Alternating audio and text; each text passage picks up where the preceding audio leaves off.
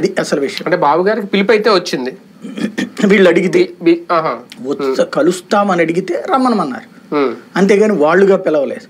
ఆ విషయాన్ని ఇవాళకి అంటే వీళ్ళు మేమే ఈ కథ అంతా నడుపుతున్నది అని చెప్పుకోవడం కోసమైనా ఖమ్మం పార్టీను సీఎం రమేష్ మీడియాకి ఇప్పుడు లీకులు ఇచ్చుకోవడం ద్వారా బయటపడింది. లేకపోతే తెలిసేది కదా వాళ్ళిద్దరు మేకర్లు అని చెప్పుకోవడం కోసమన్నా మీడియాలో ఉన్నటువంటి ఢిల్లీలో ఉన్నటువంటి మీడియా జర్నలిస్టులకు చెప్పుకొచ్చారు. ఖమ్మంపాటి రామ్మోహన్ మొన్ననే నేను వెళ్ళి కలిసాను సీఎం రమేష్తో కలిసి. సీఎం రమేష్ అడ్డుపెట్టుకు వెళ్ళాడు అమిత్ షా దగ్గరికి. ఆ తర్వాత నేను మాట్లాడిన తర్వాత మళ్ళీ సీఎం రమేష్ని పిలిపించి మాట్లాడారు. ఆ తర్వాత చంద్రబాబు గారికి అపాయింట్మెంట్ ఇచ్చారు అన్నటువంటి. కానీ ఈ సీట్ల లెక్కలో ఈ పంపకాలు 25 అసెంబ్లీ స్థానాలు 10 పార్లమెంట్ స్థానాలు ఇది కూడా మధ్యవర్తులు అడిగిందా లేదంటే హైకమాండ్ నుంచి వచ్చింది? అసలు ఇది మధ్యవర్తులు కూడా ఏం మాట్లాడుకోవాలా, కాకపోతే ఒక అంచనా ఏంటిది 10 సీట్లన్నా లేకపోతే ఇప్పుడు వాళ్ళు ఏంటి ఏదో ఎక్స్ట్రీమ్ సర్కమ్స్టెన్సెస్లో అయితేనే పొత్తుకు రావాలి. ఒక 2-3 పార్లమెంట్ స్థానాల కోసం, ఒక 4-5 అసెంబ్లీ స్థానాల కోసం వాళ్ళు ఎందుకు పొత్తుకు రావాలి?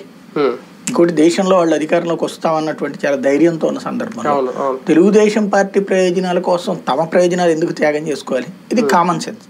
నెంబర్ 2 వచ్చేటప్పుడు 2014లో భారతీయ జనతా పార్టీతో పొత్తు పెట్టుకున్నటువంటి సందర్భంలో 15 సీట్లు, ముందు 25 అన్నారు, 25 చివరికి 15 ఇచ్చారు. ఆ రోజున మోడీ అమిత్ షా ఇంత స్ట్రాంగ్ గా లేరు.